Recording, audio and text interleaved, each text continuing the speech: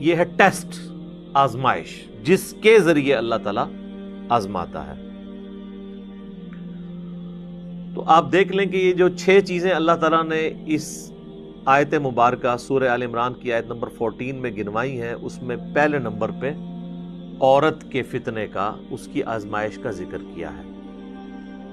پھر اس کے بعد بیٹے، اس کے بعد پھر سونا اور چاندی کے جو جوڑے ہوئے خزانے، یعنی کرنسی آج کی ماڈرن فارم،